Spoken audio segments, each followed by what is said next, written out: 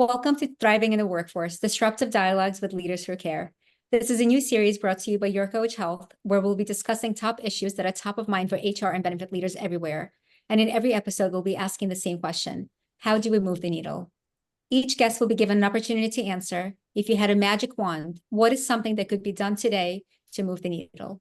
My name is Marina Borkovich, and I'm the CEO and founder of Your Coach Health, where we provide mental health support in the form of life health coaching, either directly to employers or through our white label solution, powering up other brands, including digital health solutions, health plans, and EAPs.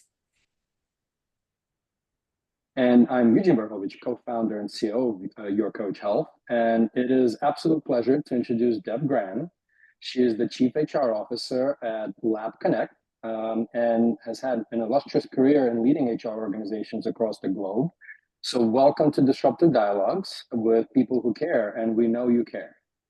Thank you. It's exciting to be here today and really looking forward to our conversation. I always love talking about HR and how we can make a difference. And certainly there are so many topics in today's world that are important that, I think that's a very relevant conversation today.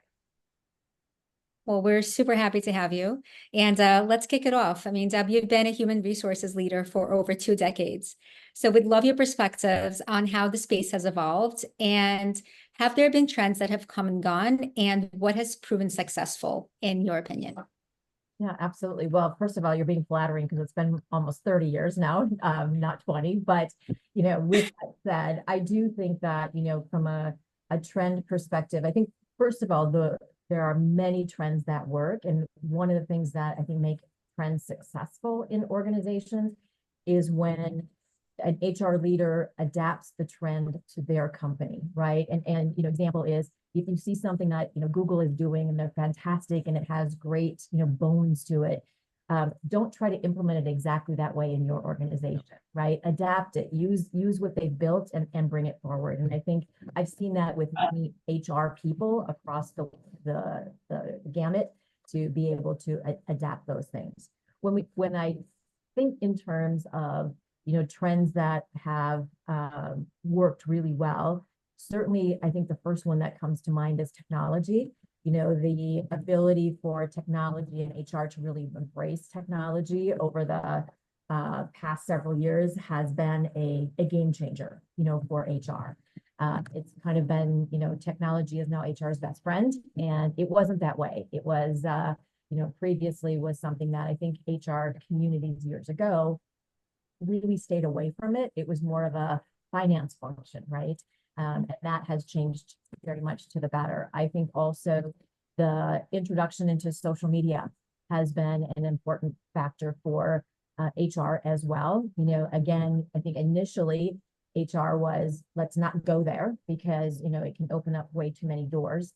But now I think the organizations have a tendency to embrace it more because it's an opportunity. It's where you're finding your candidates. It's where you're, expanding your brand. And, you don't have to necessarily police it as much as, previously. I think there's been more of an opportunity to set standards, with that, as well.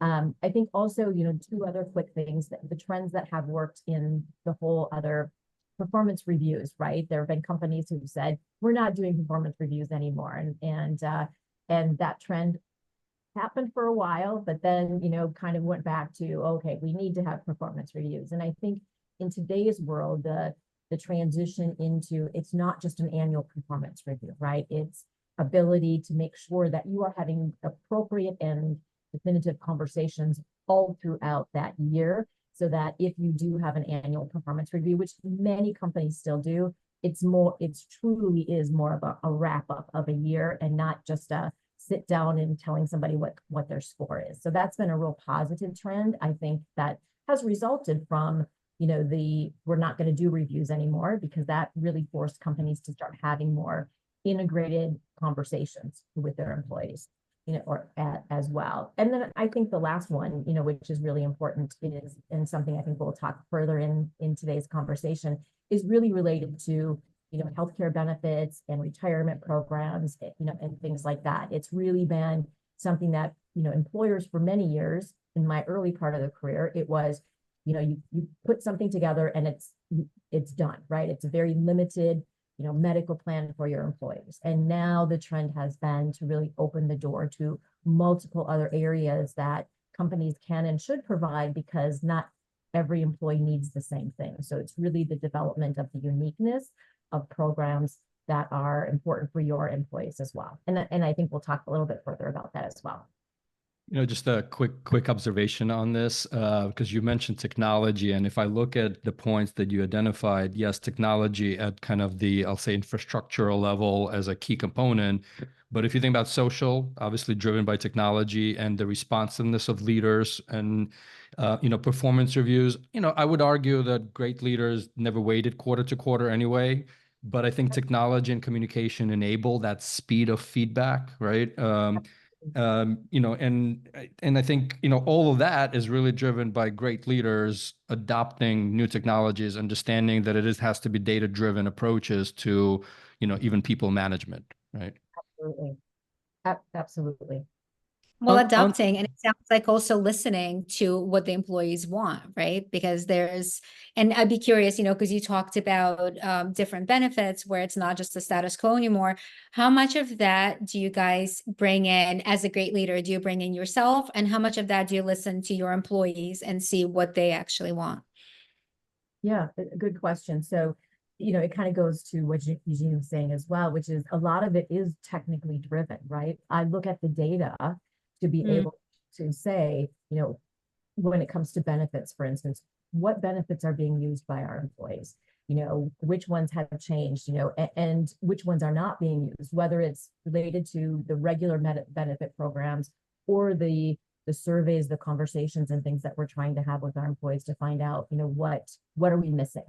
And, I think one of the things that we've done well at LabConnect is, we have a leadership team that's very open. And I know for myself, I want to have as many conversations with people as possible. That makes me a better HR leader if I understand, what's going on in the organization. And, I also know that given the size of company I work with, it's a pleasure to be able to do that. Not every HR leader who works with, has 5,000 employees cannot do that, but you can do it at least amongst a portion of your population to be able to give you that information. And just like any other communications, I always want it to be layered. So I like to have quick one-on-ones. I like to have people on my team, our benefits person, ask people, right? And you can do surveys, you can do little spot things, but really it's a matter of, listening to the employees that are, comfortable in sharing with you, reaching out when you can, doing, tools like a survey so that if they don't want to have that conversation, they can bring that to you. And then looking at the data, the data is always something that will help spark the conversation. And for me, it's always data and gut. You work both of them together, and then you're going to be more powerful in your decisions and also your ability to communicate the why behind what you might be doing. I love the gut component to all of this, because on the other side of this is also, I've seen something a long time on Twitter, and we sort of joke around with this. If you torture data long enough, it'll confess to anything, but then you'll have your gut check as well, right? So that's a beautiful mix of it. Well, let's maybe step into Deb Gran's daily routine and life, right? I mean, you're at LabConnect, which is a certain size company. You've been across the globe, different sizes, and you actually mentioned Google before. Not that you were there, but just as an example. And we also heard when you meet one employer or company, you meet one employer and its own DNA and uniqueness. There's probably some arguments to industry specific, but we also believe that very much size of the company and the leadership of the company matters. So maybe just take us through, and we don't need to dwell on it, but kind of the daily life of Deb Gran, and maybe transpose yourself into the different size companies that you've been, and what are some of the key differences? Yeah, thank you. So I've been really fortunate that I have worked with companies for a period of time. So I worked for one organization for 11 years. I worked for another company for 9 years. And throughout that, those companies were changing. Most of them were privately held or subsidiaries of bigger companies that ended up being purchased, like GE at one point, and 3M purchased another company that I was with. And so part of that really helped me understand, what my sweet spot is, right? I love the growing company that you can still basically understand, the 1,000 people below, right? That's where I love. And if it's 200 people, even better, because you might be able to get to know them. But one thing I think that is really interesting is that there are really common elements, whether it's, an employer where we had 200 employees, or, I was part of GE, which is I spend the majority of my time talking to people all day long, right? Yeah. And it doesn't mean that I'm the one doing all the talking. It's really, working with managers and employees, emerging leaders, to help them move the needle in their particular departments under a common, umbrella of what do we want as an organization. And that is determined by, the leadership strength in the company. Where do we want to go? How do we fit within the overall business goals? And for me, and I think we talked about this when we met previously as well, my motto is a little bit, it's all about the conversation, because, I have the, great fortune of being able to talk to so many people.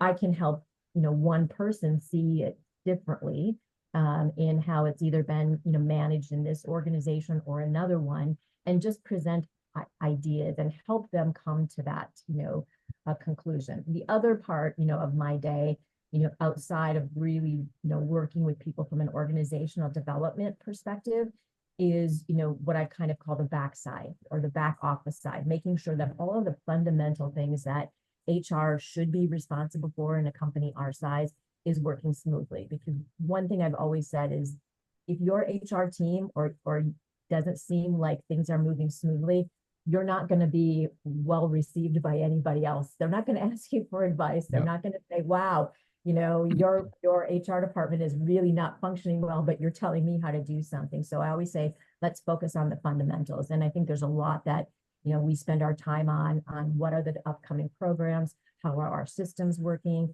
what are the numbers telling us, and so forth. So we use that to help develop, what's going to happen next from an organization perspective. And kind of marrying the two, right? Somewhat of the global presence, different size of the companies, and I think some of the trends that you just described. What have you observed in kind of the workforce changes over the years? And to a certain extent, I guess the employee expectations are, I guess, constantly changing as well. And so maybe kind of rewind back, but take us forward a bit too. Yeah, I do think that, I've also been fortunate to work with organizations that are global. And globally, there are some common themes, but there are also very different things that are important to employees and people in different countries and different cultures, as well. I think some of the common things that we see are, needed for employees are the ability to really want to be part of solutions, and I think that has changed from an employee perspective over the past several years. It used to be that, early in my career, employees really didn't have an ability to have a say about things, and may have been seen unique to the companies that I was working with, but in talking with other HR professionals, it seemed the way HR didn't have really a say. We were very much a deliverer of administrative things, from an organization. And I think as the time has gone through, and what I've seen become more of a common element is, the factor is that you can make better decisions with more ideas. It doesn't mean that everybody has to weigh in on everything, but the broader that you can look at from an employee perspective, the more unique ideas that you're going to bring to the table, and you're going to engage your workforce differently. And I think that did start when a lot of the employee engagement conversations started, trending, 10, 15 years ago about, our employees engaged? What does engagement really mean? I did a survey and everybody's satisfied. Well, engagement is different than that. And I think that is a really big change that I've seen in employee expectations. And I think it's been very positive. As somebody who's been in a HR leadership position for, several years, I use that, to my benefit to help, whether it's my leaders or other parts of the organization, better understand things. I hope that answered your question. for sure. Yeah, for sure. And, you touched upon employee expectations, and you're a remote first company, like so many other companies out there right now. Does that come with its own set of unique challenges? And how do you manage the various expectations of benefits? Yeah, absolutely. So we are, I think, to start with, I've spoken with a lot of my other HR colleagues, and I know that they have challenges, in this regard. We were, I think, in a unique situation, during and post COVID, than perhaps some other companies, which is, we have, more than 50% of our workforce is remote. As we were growing, that just happened naturally. And then during COVID, obviously even more. And when the leadership team came on board, in about 2 years ago in our organization, we're all remote. And I think that really has lent itself to a very positive experience for us. But we also set some very strong standards, I would say, when we first started, managing the remote workforce, meaning, we told everybody, look, we are on camera all day long. There is nothing better than a face-to-face or an eye-to-eye or a camera-to-camera, conversation. We want people to connect because we know that that is a piece that is missing, right? And the benefit for us has been that we are all on camera all day long. So we are having a lot of conversations. We do miss a little bit of those hallway conversations, or the water cooler conversations. But because most of us at the leadership level, we're all remote, those decisions aren't being made and we're not being left out. And I think that's the challenge I've seen in some other organizations is, big groups of leadership are not remote. And then you've got key people who are, and just that natural flow. So we work really hard on, the leadership team as well as our own teams to make sure that there is a lot of conversation that is happening. We still get together on a semi-regular basis as needed, but we have really worked at functioning well in that regard. At the same time, we've had similar conversations with our employees about, it's an all camera, meeting. I know there are days when we all have, the bad hair day. You don't have to be on camera. Then you make the right choice. Not me. Never you. But it's a matter of, just setting the tone of, what the expectations are, as well. The downside of that is, for many people who are, maybe a little bit more towards the middle end of being an introvert is at the end of the day, you can be exhausted, right? Because you're talking all day long. And so we want to also make sure that our team members understand that, look, again, some days are off camera, some days are, meetings scheduled appropriately and managed through. So, there are some challenges to it, as well. You don't get the touchy-feely, perhaps, of being the essence of being able to be in a room. But I think if you work hard at it and, make sure that all of the communications are happening and that you're still having very personal conversations when appropriate with your team members and connecting, I think is a key portion for us. So meeting them where they are.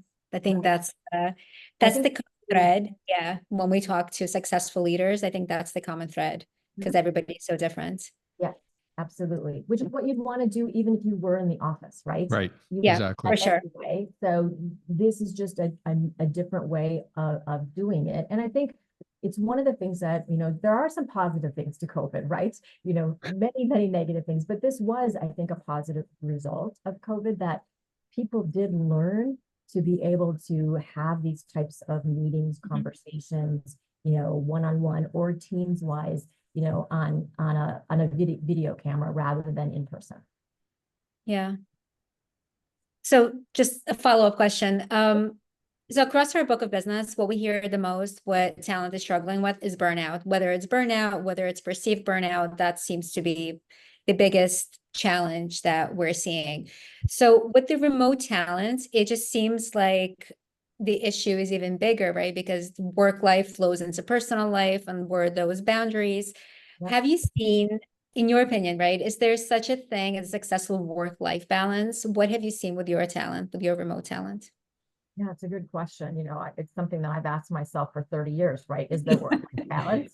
What does that look like? What is it? Elusive. I don't know that there ever is fully work-life balance. I do think a big part of it is, for me personally, it's my responsibility, right? To lead, to show people that they're happy, to recognize, that if it's not happening, and setting the standard, for people within, my organization.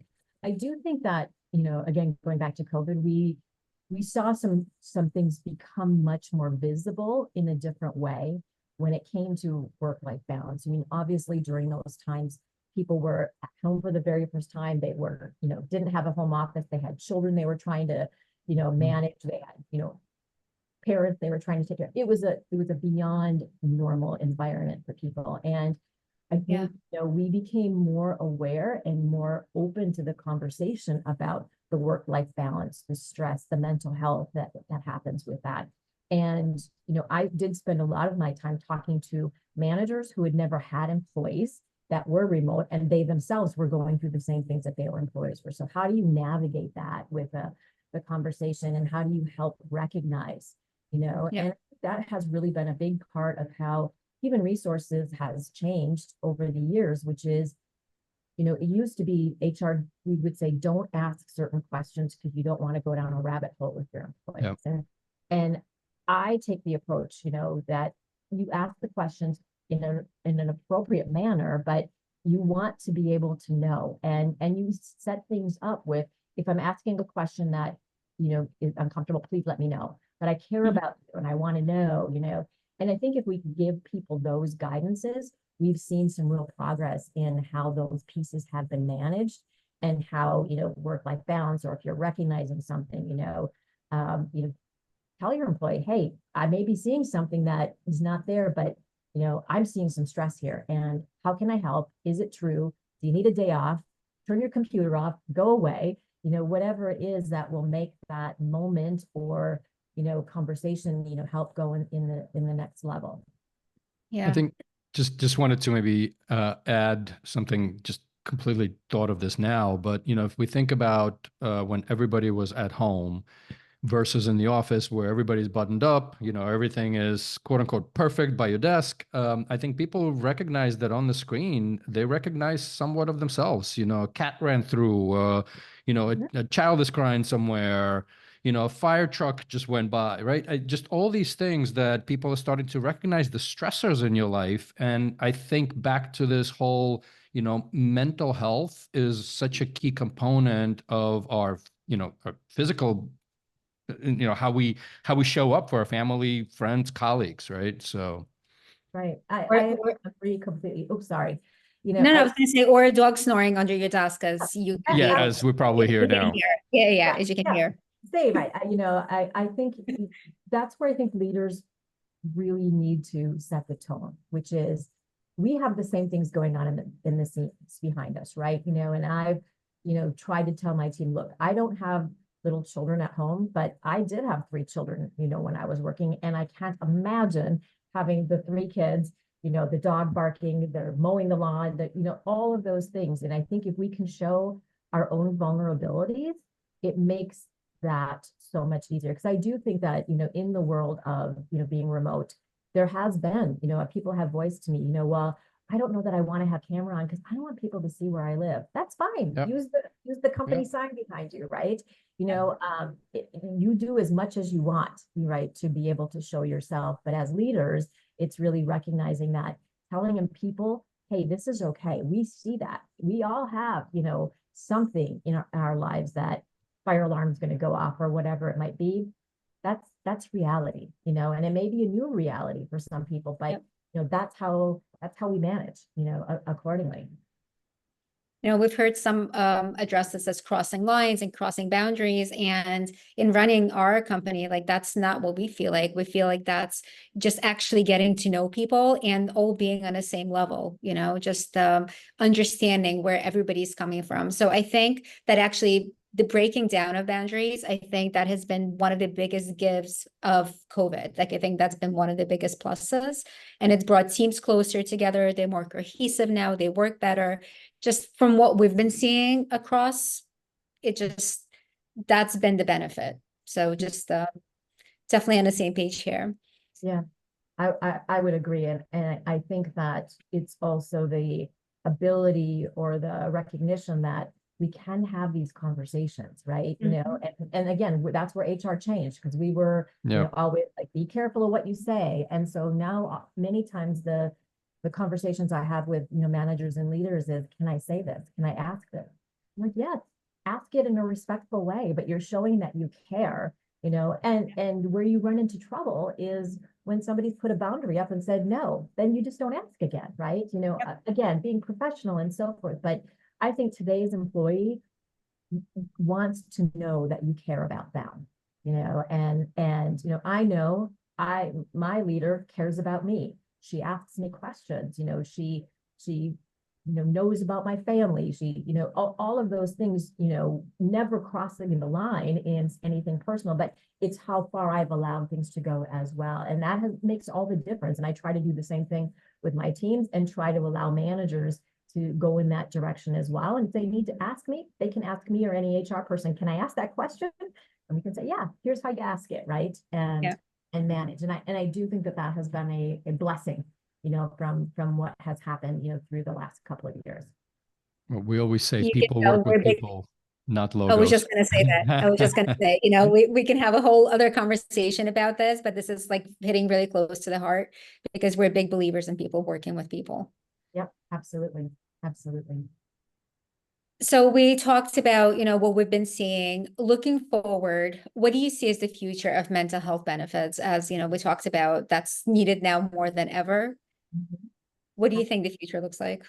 Boy, yeah, I'm very positive, you know, about the future, you know, related to mental health benefits, because number one, I think that more companies are recognizing that it's not just part of your regular benefit package, right? You know, yes, companies need to have the appropriate coverage for people to have counseling and so forth, but you know, the conversation has changed. People can openly talk about, if they're comfortable, you know, about that mental health is something that all of us are dealing with at various times in our lives, whether it's us personally, whether it's family members. We all have somebody who has, you know, mental health challenges, and you know, it should be, number one, less of a stigma.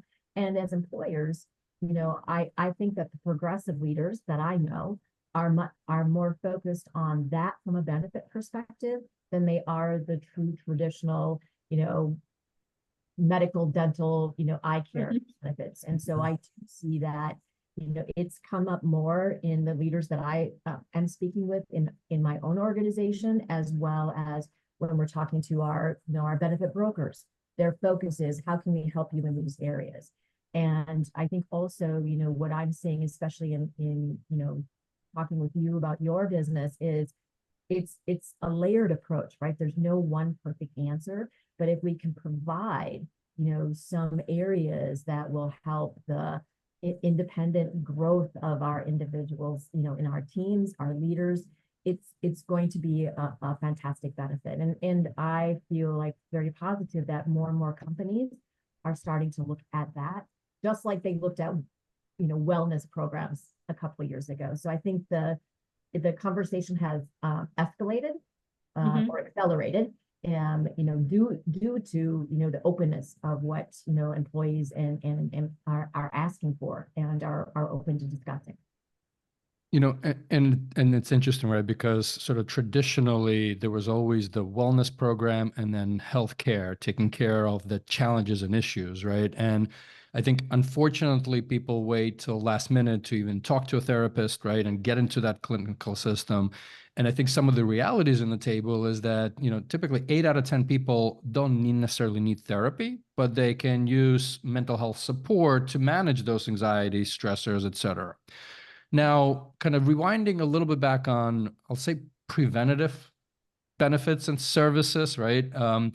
And I hate to be the guy to bring this up, but we are all for-profit entities, and there needs to be an ROI, right? And so the question is, in your past career and currently, like, how are you measuring those ROIs? So again, I think there's the healthcare services that is a must. It has to be there for certain size companies, but would love to open it up to you, how you're thinking about the ROI, and of course, working with your C-level leadership and CFO to get some of these things done. Right, right. Well, and as you know, any HR program, it's sometimes difficult to have an Very ROI, difficult. right? Yep. So Yep. you can perhaps measure productivity, or you could say it's kind of that gut and that data part again, like the workforce seems happier. Well, how do you know that, right? Or productivity, you can look at, specific numbers, but, I think the ROI, comes in a couple of different ways. One is, the standard ones are the key people that are participating in these programs, or if it's for key people, are you able to measure retention? How are they feeling about their performance? Is their engagement changing? All of those different things that are somewhat measurable based upon, productivity, longevity, turnover. And at the same time, you're seeing how they're engaging. Are they more deep in the organization? Are they sharing, more in the organization? Have they, come out of their shell differently, right? Whatever is good for them, people are starting to recognize. And again, I know I'm looking at it of a view of people, a 700 employee company, but, I think if you can have that broadness within an organization, you can start to get a different sense as well. Ultimately the ROI does have to be measurable. So it will be some of the standard, numbers that go along with it. I think, to be honest, I think that there is a more openness today on knowing that some of this is not going to be immediately measurable, but we just know it's right. We know that these are things that are important to the growth of our organization and the growth of our people. So having, additional programs that are not your standard, fundamental, go to the doctor, get things taken care of, or you do something when there's crisis. There's a lot that's in between there that companies, we haven't developed yet. And so that's where things like this, I think, are being recognized and people are starting to plan for as well. I'm going to ask another somewhat probably critical question on productivity. And we see a lot of companies sort of touting, and probably a lot of vendors touting productivity. And to a certain extent, at least personally, just calling a little bit of BS, unless you're a production worker where there's, inputs and outputs unit wise, right? Feel that productivity measure is very tough. So I'm just kind of curious what you're seeing, around the productivity measurement as a, input into the ROI, right? Right. Yeah, I have seen it change, over the years at my current organization, but previous. As you said, there are some parts of a department, in particular in areas where that something can be produced on a regular basis to a degree, and then you've got a measurement that you can, hold as your basic standard. But what I've seen in, certainly our organization as well as others is that that's not the end all be all, right? That gives you the standard to start with. But if your numbers are suddenly off, you don't just make an immediate decision. Okay, the numbers are off. Boom, somebody's in trouble, right? Yep. That's not sometimes what that's indicating to you, right? It's telling you that you need to ask some more questions. You need to find out what's going on. And those measurements sometimes are standard, but it gives you something else to look towards. The productivity for the rest or other parts of the organization, like if you look at human resources, how do I measure productivity in human resources? Do I measure it by how many hours people are working? No, because you can't. Do I measure it, on how many times people are using the HR system? No. You have to look at multiple things within those departments to say what is the carryover. So, certainly in our talent acquisition, it is similar from the perspective of we can measure how long is it taking us to hire positions, right? How long is it taking us to get people on board and those types of things. But again, if there's a blip in it, it's something unique that's happened. But the rest of the department is more from a customer service perspective. Have I given you a service that has helped you, employee, manager, leader, do something, in your organization that may be able to affect your productivity a little bit differently, as well. Have I helped you deliver, on something? Have I, problem solved? Have I, stopped a problem? Those types of things I think are really where productivity is, today, as well. It used to be that we would measure, revenue per employee, right? In some of my previous organizations, and I don't see that as much. It again, all of these things can be baseline factors, but it's really more of the broader story. You should ask our girls what mine and Marina's productivity is. I think it's through the roof because your coach is 24 hours a day in our mind, and the balancing our well-being, family, and we call it the third baby, right? Right. is always a challenge. Right. But to us, that is well-being, right? Like when we talk about yeah. it feeds us, it like we're excited about what we do, so it feeds our souls. It doesn't feel like work. Right. So, they get frustrated with us when they spend time at home that we talk about on weekends. But for us, it's exciting to come up with new ideas and what we're going to do come Monday, right? So I think that elusive work-life balance again. I love what you said, that it feeds your soul, right? And it's for both of you. I think that that's an important, statement, because sometimes something would feed my soul and I get super excited, but I need to make sure that it's the same thing for the other person, right? Right. And those things I think are recognizing that and knowing how, important that is to be able to be sharing and loving, loving what you're doing, right? Is so important. And whether it's loving what you're doing day to day on your job, loving what you're doing day to day in something else in your life, but that joy is something that I think makes us the unique and driven and excited people that we bring to the table every day. For sure. Would not be able to do this day in and day out if we did not find joy in it. So, and also if we weren't good at different things with what we do. So that definitely helps as well. Right. This has been such an amazing conversation, and we threw a lot of words around. We threw well-being benefits, we threw wellness, health. So just curious, in your opinion, is there a difference between wellness program, a well-being program, and a health benefit? And what is the perfect combination in an ideal world? Yeah, good question. So I do see them all a little bit differently. I see the health benefit as kind of the standard of providing, the employees a traditional program, right? And then I think things evolved into, wellness programs where, people or employers were bringing in add-ons to the benefit program or even adding wellness programs within their own organization to help employees start to think in terms of what else is available outside of that in order for them to, focus on, I have diabetes. What do I need to do to help, do something differently proactively? So it's more of that proactive thought process. And I really see the well-being as much broader than that, right? I see it as emotional well-being. I see it as, physical well-being. It's proactive. It's whatever it means very broadly. And from an employer perspective, we won't be able to do everything, but it's how do we look at what are the things that could be important to our employees and listen to what, is important to them, because I can know what I think the trend should be, but, I'm not necessarily the best model for that, right? I need to listen to everybody in my workforce and know that what's important to my organization is going to be different than what's important to, another organization as well.